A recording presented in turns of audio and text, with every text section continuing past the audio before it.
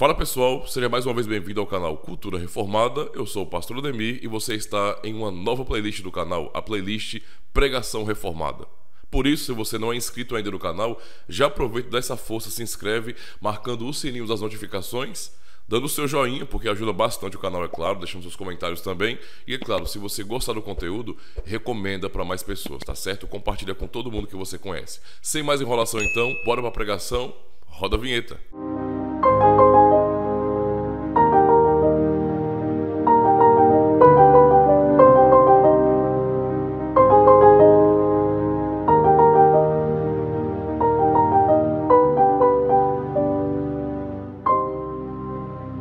Bem, vamos fazer então a leitura do texto principal, não é, da nossa pregação, que é o Salmo 12, que acabamos de cantar. Diz assim a palavra do Senhor, meus irmãos. Salva-nos, Senhor, porque faltam os homens bons, porque são poucos os fiéis entre os filhos dos homens. Cada um fala com falsidade ao seu próximo, falam com lábios lisonjeiros e coração dobrado. O Senhor cortará todos os lábios lisonjeiros e a língua que fala soberbamente. Pois dizem, com a nossa língua prevaleceremos. São nossos os lábios. Quem é Senhor sobre nós? Pela opressão dos pobres, pelo gemido dos necessitados, me levantarei agora, diz o Senhor. Porei a salvo aquele para quem eles assopram. As palavras do Senhor são palavras puras, como prata refinada em fornalha de barro, purificada 7 vezes. Tu os guardarás, Senhor. Dessa geração os preservarás para sempre. Os ímpios andam por toda parte, quando os mais vis dos filhos dos homens são exaltados. Até aqui, meus irmãos. Amada congregação do Senhor e Salvador Jesus Cristo, o que acontece no mundo de hoje, não é? O que nós vemos no mundo de hoje nos deixa preocupados. Quando olhamos para a cultura do mundo, para como as coisas estão andando hoje, nós podemos perceber justiça, bondade, temor a Deus. O que acontece? O que acontece, irmãos, quando aqueles que no texto são chamados de bons, não bons porque são naturalmente bons, porque ninguém aqui o é, mas aqueles que são tementes a Deus. O que acontece quando estes que temem ao Senhor, eles se omitem, e eles não dão lugar ao Senhor, mas dão lugar aos maus? O que acontece? Nós sabemos muito bem a resposta, meus irmãos. Sabemos muito bem que a corrupção acaba dominando quando as pessoas que temem a Deus e que conhecem a verdade e que têm um senso de justiça correto, elas se omitem. A promiscuidade toma conta de todas as pessoas e acaba que a nação, o povo, a cultura, tem como marca justamente a corrupção. E isso realmente é notório, é visto, não é, quando os maus são exaltados, quando aqueles que não temem a Deus são erguidos. Como brasileiros, temos muito a dizer sobre o nosso país. Qualquer brasileiro que tenha um pingo de juízo na cabeça pode responder a muitas pessoas, a qualquer um que perguntar sobre como é o nosso país. E pode falar justamente que o nosso país, a nossa cultura, é conhecida mundialmente não pelas coisas boas que nós temos. Muito pelo contrário. Nós somos conhecidos lá fora pelos escândalos de corrupção. Nós somos conhecidos lá fora pela promiscuidade, por toda a distorção sexual, pela loucura, não é, com que muitos brasileiros se afundam. E assim, realmente, é quem conhecem, na verdade, não é, a nossa cultura, as nossas práticas, aquilo que as pessoas fazem aqui, o que elas pensam. Nossa cultura, então, é conhecida por tudo isso, meus irmãos, por escândalos morais e por todo tipo de perversão sexual. Quando nós ligamos a televisão, nós podemos ver justamente isso.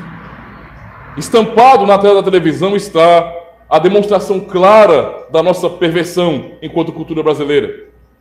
Também nas músicas de nosso país, o que vemos realmente é perversão sexual e assim por diante. E não somente por meio da televisão, por meio do que é produzido na cultura, por meio de músicas, mas mesmo pela maneira como os brasileiros muitas vezes se vestem. Tudo em nossa cultura evoca justamente, não é, a maldade contra o Senhor, contra os seus mandamentos. Nosso país é um dos países, não é, dos quais se pode dizer que o que prevalece aqui é a pouca vergonha. Isso não tem como ser negado por nós. Convivemos com roubo, com assassinatos, com a mentira. A impunidade é uma marca registrada de nosso país. Todo brasileiro sabe disso muito bem. Como é comum para nós sabermos de escândalos de corrupção por causa de políticos. E não somente por causa de políticos, até mesmo por causa de líderes religiosos. A coisa mais comum em nosso país tem sido isso, irmãos, infelizmente. Todos sabemos disso.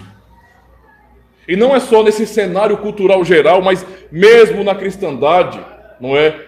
Muitos líderes se corrompem, muitos líderes não pregam o evangelho, se omitem e acabam concordando com tudo que é de mal que tem chegado à nossa cultura, que tem pervertido a nossa cultura. É justamente isso que estamos observando quando lemos o Salmo de número 12. Vamos perceber que há muita coisa importante aqui, bem relacionada com o nosso contexto. Vamos perceber o paralelo aqui. E temos algumas aplicações. No verso 1, lemos bem assim: salva-nos, Senhor, porque faltam os homens bons, porque são poucos os fiéis entre os filhos dos homens. O Salmo 12, meus irmãos, é um clamor a Deus por socorro. Mas qual é a razão do socorro? O salmista estava em perigo? Será que ele corria risco de morrer naquele momento? Não. O socorro do salmista tem um outro objetivo, na verdade. O salmista está pedindo socorro porque ele tem a impressão de que as pessoas piedosas estavam se acabando. Ele chegou à conclusão de que aqueles que temem ao Senhor estavam sendo extintos. Tipo, eu olho para todos os lados, eu estou vivendo aqui em meu país, olho para o meu povo e eu não vejo mais piedade, eu não vejo mais temor, respeito ao Senhor. Parece que as pessoas estão cada vez mais se entregando à promiscuidade e podemos contar nos dedos aqueles que são realmente fiéis. E para o salmista isso é uma razão para desespero. Socorro, Senhor, o que está acontecendo? Não há piedosos no mundo. Não há pessoas que realmente temam ao Senhor. Isso é preocupante e é isso que ele demonstra aqui. Imagine se você vê isso no mundo, onde a coisa mais rara era encontrar um cristão fiel. Coisa mais rara.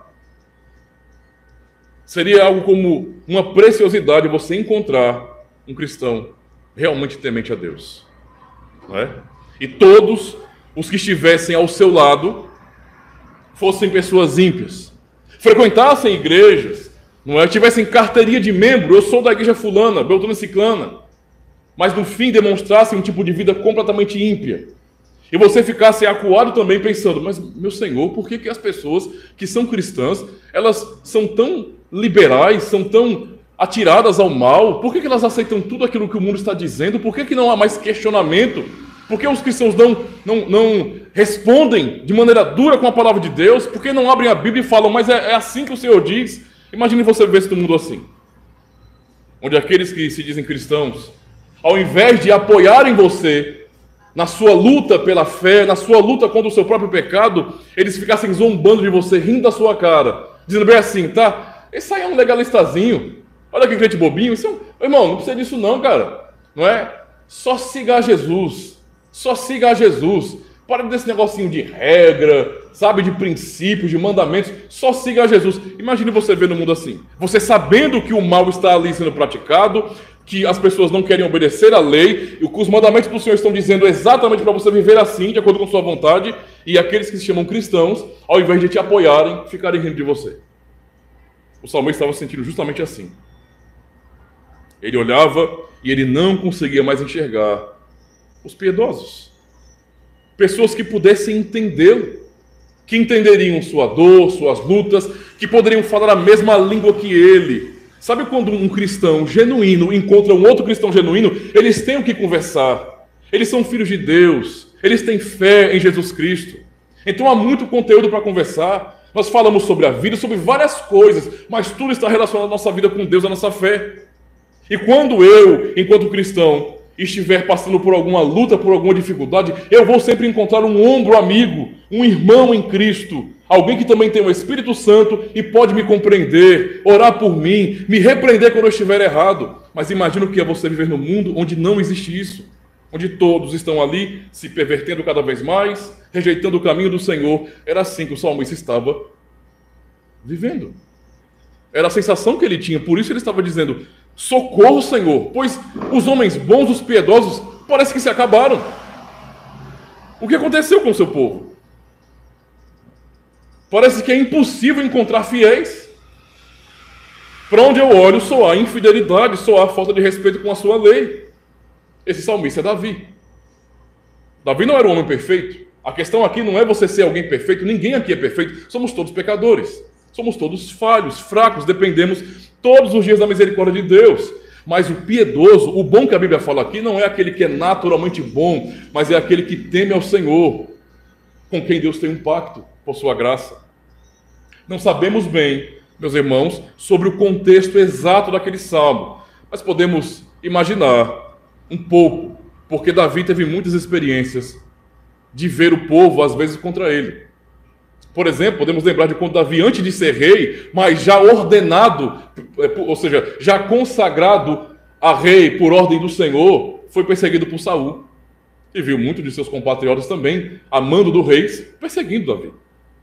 Mas também podemos pensar no tempo em que ele já era rei, e quando ele foi traído por seu próprio filho, e também por oficiais, e por amigos queridos, ele teve que sair de Jerusalém, fugir de Jerusalém. Davi, que amava tanto Jerusalém, teve que fugir de Jerusalém, porque seu filho lhe traíra para tomar o trono. Talvez fosse esse momento da vida dele, onde ele olhava e o que ele percebia era que não havia pessoas fiéis, não havia pessoas verdadeiras, honestas, todos mentiam, todos bajulavam, todos oprimiam os pobres, oprimiam o necessitado, oprimiam os que eram realmente fiéis. Tudo isso podemos observar aqui, então, neste salmo. O fato é que Davi viu atitudes terríveis dos filhos de Israel. Ele teve a sensação de que os piedosos estavam desaparecendo e prevalecendo somente os ímpios. E ele afirma no verso a seguir, no verso 2, ele fala bem assim: cada um fala com falsidade ao seu próximo. Falam com lábios lisonjeiros e o coração dobrado. Coração dobre. Um coração que não é honesto, que não é verdadeiro. Um coração que finge. Um coração que olha, não é uma pessoa que tem um coração assim, olha nos olhos de seus irmãos e mentem na cara dura. E fingem. É assim. Ou seja, só falam falsidade. Davi, nesse quadro, nessa situação em que ele se encontrava, ele demonstra indignação, desespero, preocupação, porque ele percebia o comportamento ruim dos filhos de Deus, não é? Percebia que os ímpios prevaleciam, que eles tinham vez. É como se não se importassem mais com a lei de Deus. É como se eles tivessem se acostumado, não é, a mentira e a falsidade, coisas próprias dos ímpios. Então imagine a frustração de Davi. Olhar para o povo, para os seus compatriotas, para os seus irmãos israelitas e observar que eles estavam vivendo como se não houvesse a lei de Deus, sem temor, sem respeito, com falsidade, com hipocrisia, e ele se incomodar com isso. Ele não olhar para isso e ficar, não, está tudo bem, o mundo é assim mesmo, não. Ele olha e ele se incomoda com isso, ele pede a Deus socorro, socorro a Deus, pois não há piedosos. Rapidamente, então, ele apela para a justiça e para a santidade de Deus, sabendo que Deus, e essa era a esperança de Davi, ele sabia que Deus, ele não tolera a maldade, que a maldade um dia será punida. E então no verso 3 ele fala, o Senhor, isso é uma expressão forte.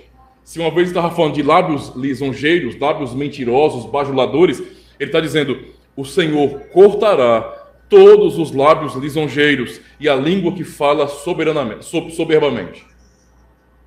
Ou seja, Davi tem uma esperança. Ele tem uma convicção. E a convicção de Davi é que Deus é justo. Deus não está vendo o que está acontecendo aqui e ele não está fingindo que não está vendo. Ele não é como o ser humano que muito facilmente, quando ninguém vê, e está varrendo a sua casa, ele olha para um lado, olha para o outro, não tem ninguém olhando, ele varre a sujeira para debaixo do tapete. Deixei a casa limpinha. Deus não é assim. Ele vê. É por isso mesmo que ele prometeu um dia para julgar os vivos e os mortos. Porque ele não deixa para lá. Ele não pode ser corrompido por ninguém. E então Davi tem justamente essa esperança, dizendo: o Senhor, não sou eu, é o Senhor, cortará todos os lábios lisonjeiros e a língua que fala soberbamente. Ou seja, Davi está falando justamente contra aqueles que eram arrogantes. Eles eram assim, falsos, rebeldes e eram arrogantes. Eles falavam como se nada fosse acontecer com eles.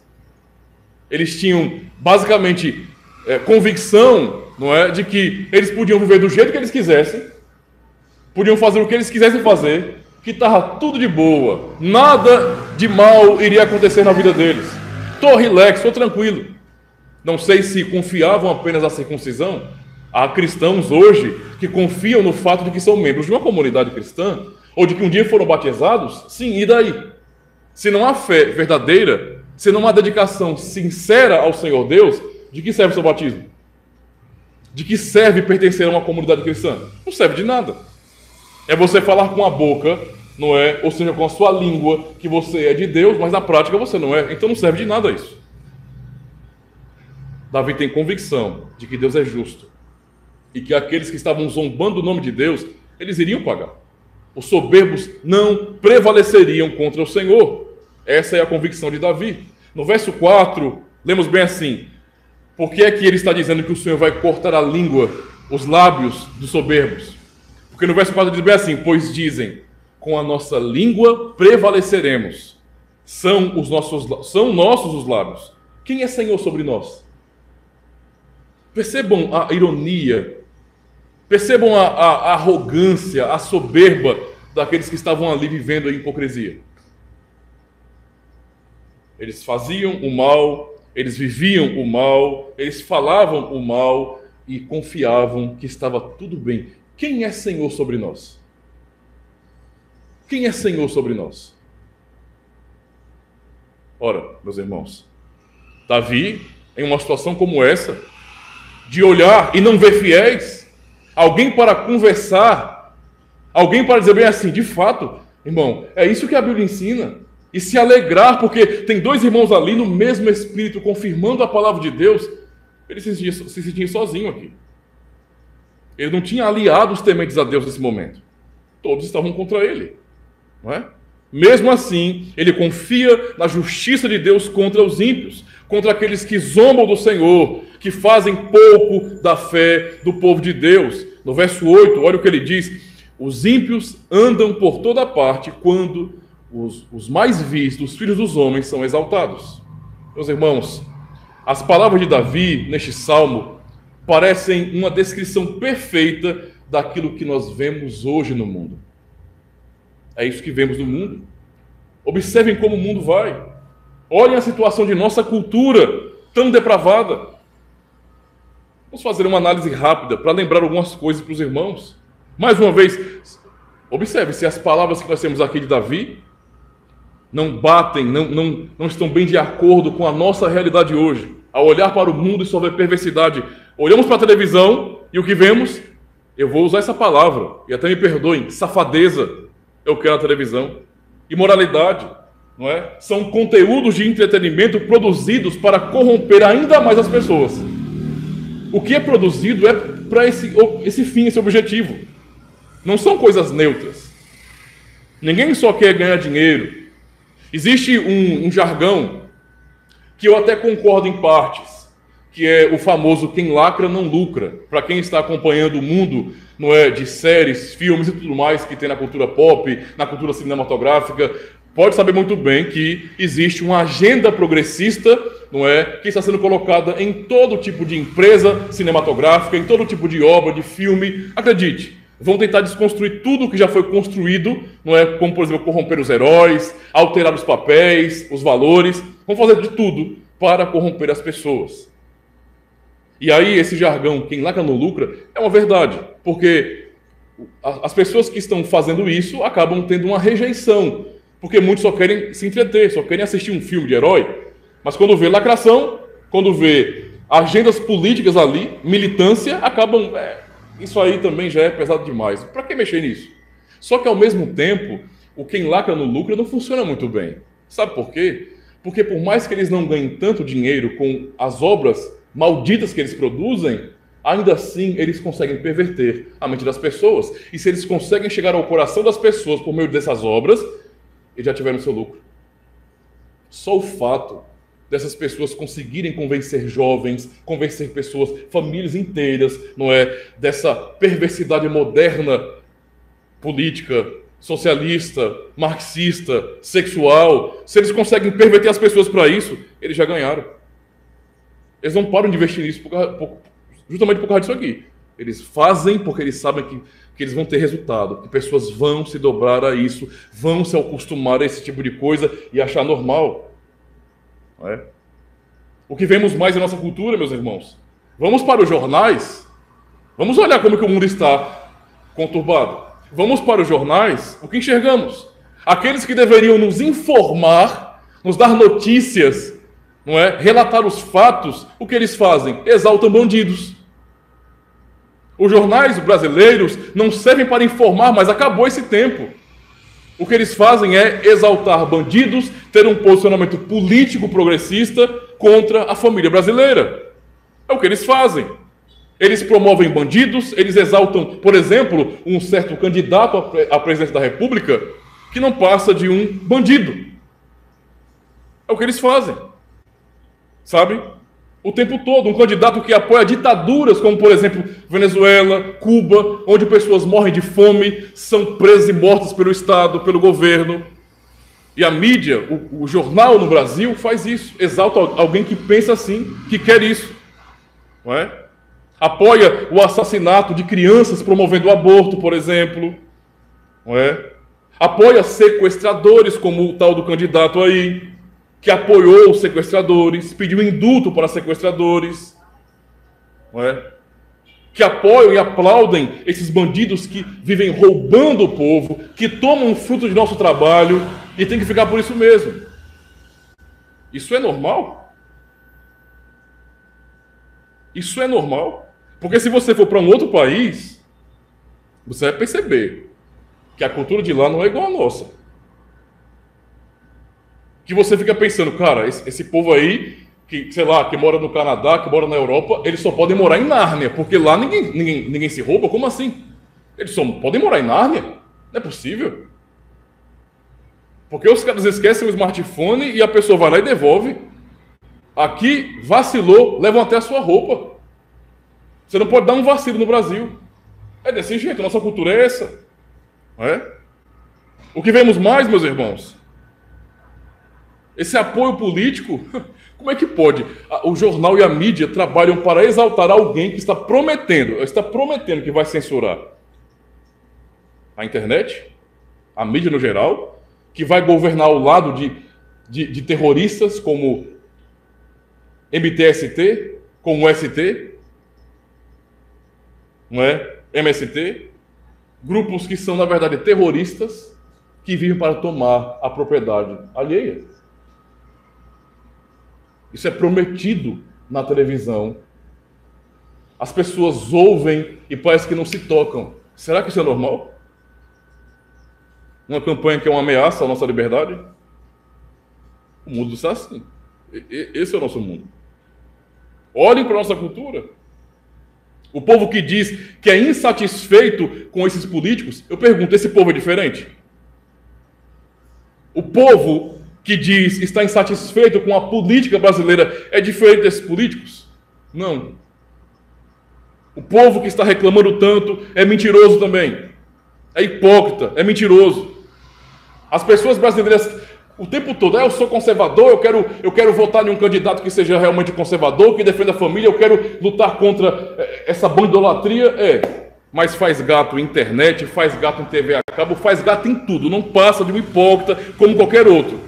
É a situação do mundo de hoje, do povo brasileiro, que gosta de uma vantagem, do jeitinho brasileiro. Ora, eu não tenho dinheiro, mas se você tiver aquele esqueminha para mim, eu aceito. Né? Eu aceito. Tudo na base do gato. Né? O nosso povo é um povo espertinho. Esse é o nosso povo, povo espertinho. Pessoas que têm orgulho de dizer assim, eu me aposentei. Aí você vai saber como que a pessoa se aposentou. De maneira fraudulenta. Foi até um advogado e diz bem assim, nunca peguei num cabo de enxada, mas para poder receber a aposentadoria, eu vou dizer agora, fui agricultor a vida todinha, com a mão lisinha. Eu não trabalhei na roça. A minha mão não é grossa de trabalhar com enxada. Então não dá. Desse jeito. O brasileiro tem sofrido cada vez mais com este tipo de situação. Nós temos nos acostumado com isso, meus irmãos.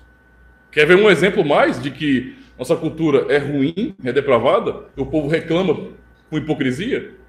É só responder uma coisa simples. Qual é a aberração que apelido de música, não é música, apelido de música, mas a aberração supostamente musical que mais vende há décadas no Brasil?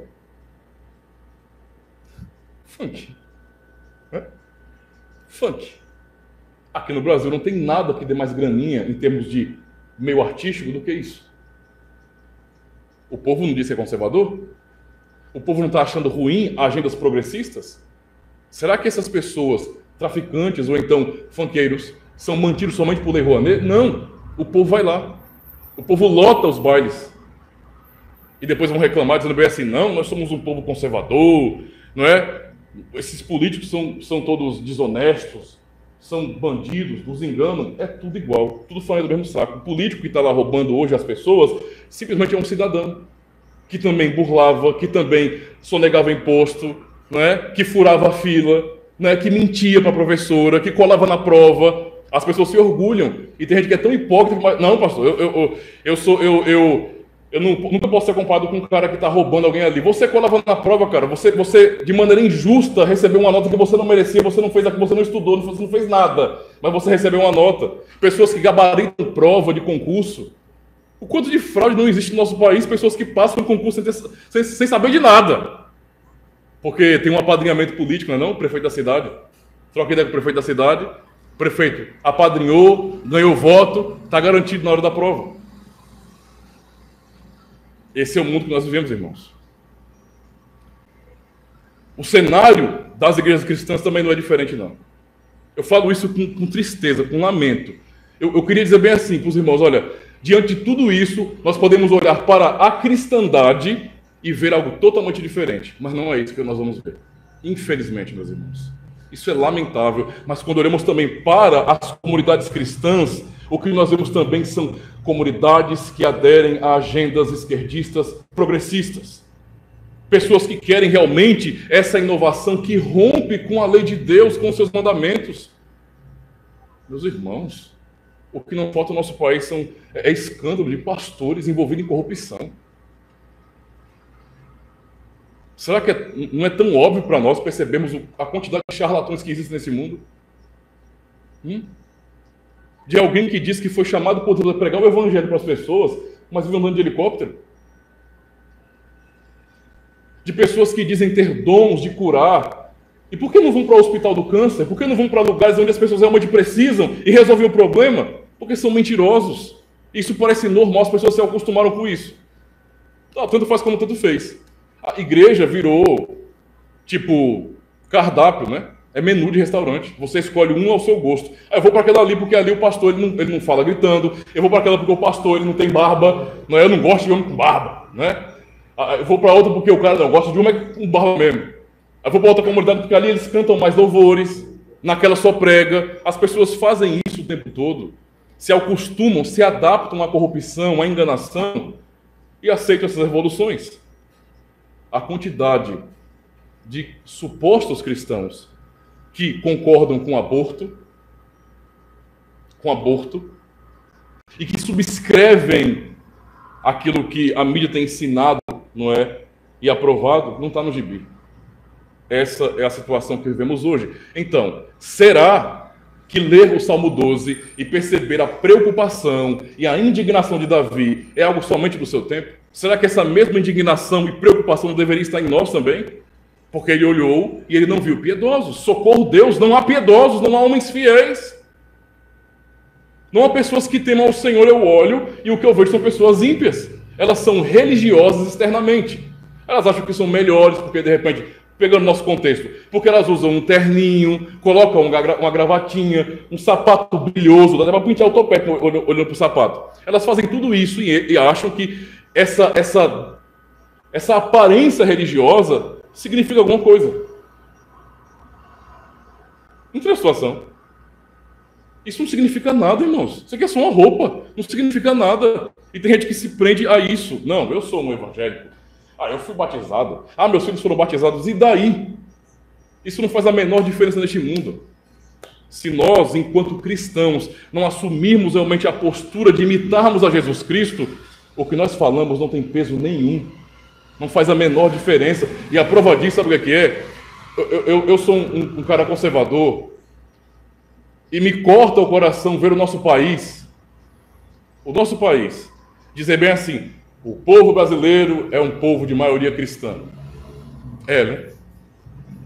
O nosso povo é um povo cristão. É sério isso aí. Por quê? Porque vai para um culto, para uma missa? É sério isso aí que nós somos cristãos. Do jeito que o mundo anda aqui, nesse Brasilzinho? Isso é postura de cristãos? Esse comportamento que nós temos no Brasil, isso reflete o cristianismo? Não parece. Não parece. Davi, ele olha, ele fala bem assim, ainda citando mais uma vez o verso 8, os ímpios andam em toda parte, quando os mais vis dos filhos dos homens são exaltados. Ora, por que é que há tanta exaltação do pecado e do mal? Porque as pessoas, elas estão colocando à frente, estão realmente exaltando pessoas ímpias. É o que Davi está dizendo aqui. E quando ímpios são exaltados, o povo se perverte, o povo se corrompe, o povo se afasta dos princípios de Deus. E aí, meus irmãos, como seremos sal e luz, como Cristo ensinou? O que diferenciava Cristo? Ou que fazia com que fariseus tivessem raiva dele? Por que mal ele fez? Nenhum. O que incomodava nele? A sua vida. Ele falava e fazia. Esse era o choque para as pessoas hipócritas daquela época. Ele falava e fazia. Ele não colocava uma pessoa como sendo acima da outra. Ele não fazia isso. E também ele não vinha com aquela ideia falsa, esse amor hipócrita, mentiroso, revolucionário, não é de que o amor de Deus significa dizer que venha do jeito que está e permaneça assim mesmo. Cristo não fazia isso, ele chamava as pessoas ao arrependimento. Arrependemos porque é chegado o reino dos céus. Há uma maneira correta de viver. Deus ensina isso em sua palavra. Sigam por esse caminho. Era assim que o Senhor falava. Por isso, dizer, irmãos, que os que se dizem cristãos, eu preciso dizer isso, e eles não ficam indignados, eles acham normal como o mundo está andando, e se acostumaram nesse sentido à perversidade, eles não estão honrando ao Senhor com sua postura. E sabe por quê? Porque omissão é pecado. Tiago ensina isso em sua carta, que omissão é pecado. Mas eu não fui lá e fiz, mas você se omitiu de falar a verdade.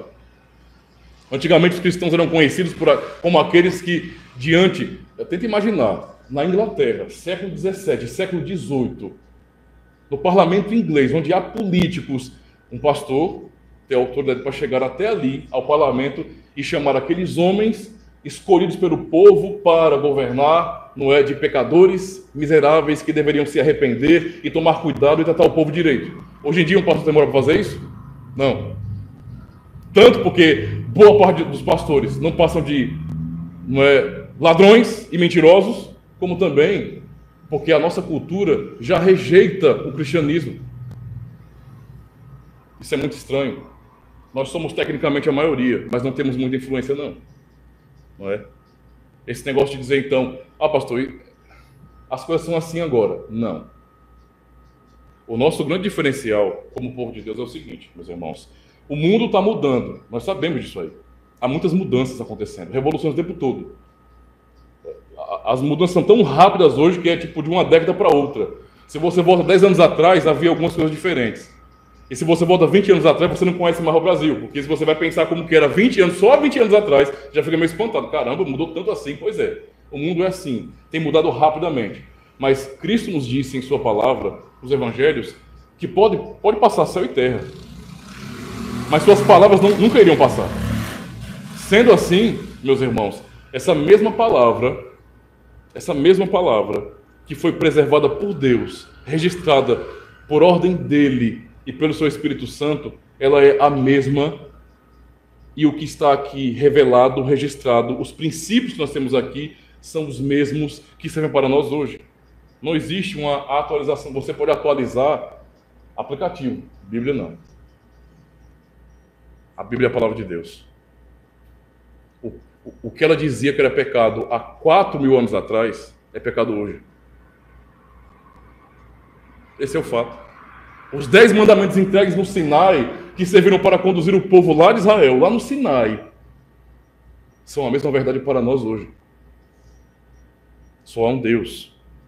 E Ele nos ordena a andar de acordo com a sua palavra. Nós pensarmos bem, observarmos para onde nosso mundo está indo, nós deveríamos ficar preocupados como Davi. Isso aqui é um alerta para nós cristãos, para observarmos o mundo, não odiarmos as pessoas, não, mas ficarmos meio que desesperados também, preocupados. Socorro, Senhor. Olha como o nosso mundo está. Deus tem misericórdia de nós, olha como o mundo está. Cada vez mais é difícil, cada vez mais o caminho é apertado para nós. Um dia, o início do grande Ocidente, o lugar da liberdade e do respeito, um dia que nos deu tanto orgulho, está se acabando, a nossa influência está se acabando cada vez mais, e o que nós vemos na sociedade é impiedade sendo promovida o tempo todo, e isso parece que já cauterizou a mente das pessoas. No verso 5 é dito por Davi: pela opressão dos pobres, pelo gemido dos necessitados, me levantarei agora, diz o Senhor, porei a salvo aquele para quem eles assopram. Ou seja, aqui, o que Davi fala é que Deus está vendo tudo isso. Deus está contemplando a opressão do seu povo. Ele está vendo que os fiéis do meio do seu povo estão sofrendo, estão sendo oprimidos realmente. Ele está dizendo: eu me levantarei em favor deles. Eu me levantarei em favor deles. Nós aguardamos por isso. Por um Deus que é justo, que é fiel. Um Deus que sim, não nós vamos fazer isso, mas o Senhor é quem vai julgar a cada um. Nós não julgamos, o Senhor é quem julga. E Ele está prometendo isso por causa da opressão dos pobres. Pelo gemido dos necessitados, eu me levantarei. E sabe o que me dá consolo? Nós somos pessoas, entre aspas, pobres. Eu falo entre aspas porque sempre tem quem seja mais pobre, né? Sempre tem alguém que tem menos condição do que a gente. Mas, no geral, nós somos pessoas assalariadas. Vivemos na miséria de um salário mínimo, para dar conta de tudo. Nós somos quase mágicos, né? Porque eu quero pegar um pouquinho de dinheiro, dar conta de tudo numa casa, misericórdia. Os irmãos que trabalham duro aí sabem muito bem como é que é.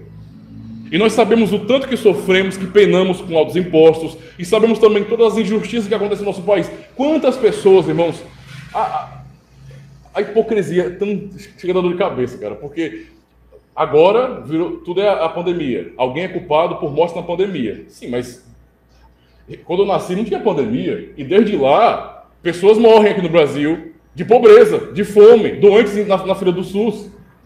Isso sempre aconteceu aqui. Parece que o pessoal tem amnésia, mas sempre aconteceu. A questão todinha aqui é entender o seguinte, que Deus está dizendo em sua palavra que toda essa injustiça que os homens praticam, que isso que políticos, que poderosos do nosso país fazem contra a população que depositou neles confiança, Deus cobrará deles. Nós ficamos às vezes desesperados, bem assim, mas pastor, passa uma vida todinha na riqueza. Que seja, a vida não se limita aqui. A vida não se limita aqui. Se fosse somente aqui tudo, então sim, eu reclamaria com Deus. Falaria: Senhor, peraí, a vida todinha os caras passam roubando e enganando o povo e vivem aí na maciota, e nós que trabalhamos, pagamos impostos, vivemos assim nessa miséria, e a vida se resume a isso, então seria uma coisa muito ruim. Mas o Senhor está dizendo para nós como igreja que a vida não se limita aqui. O Senhor tem a eternidade para o seu povo. Uma eternidade de glória, e aqueles que hoje estão oprimindo o pobre e o necessitado, um dia eles vão pagar diante do Senhor. Nenhum desses que hoje Eu não sei como é que consegue, né? Mas tem gente que é tão psicopata que consegue fazer isso. O cara rouba, os milhões roubados vão ser responsáveis pela morte de muitas pessoas, e ele consegue deitar no seu travesseiro de noite e dizer bem assim: obrigado, porque minha vida está uma maravilha.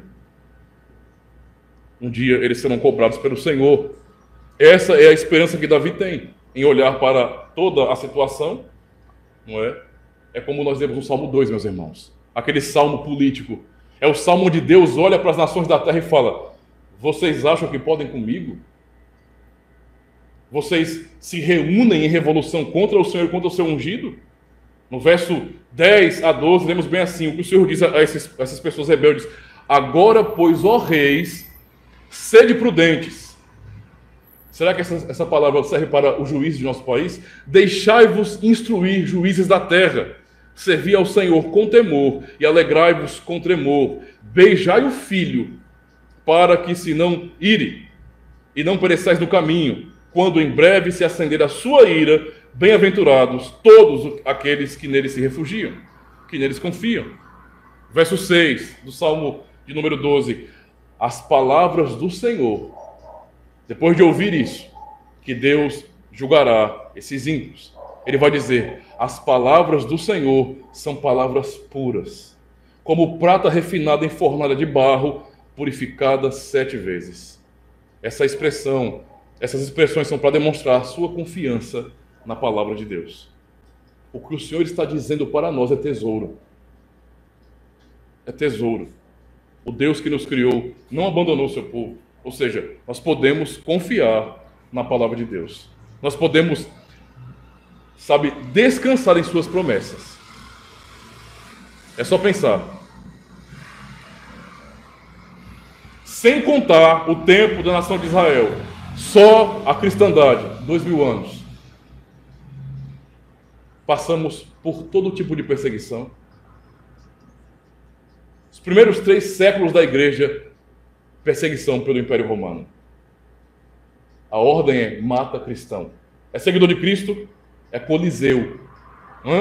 Para ser chifrado por touros, para ser comido por leões, por tigres, para ser destruído por gladiadores.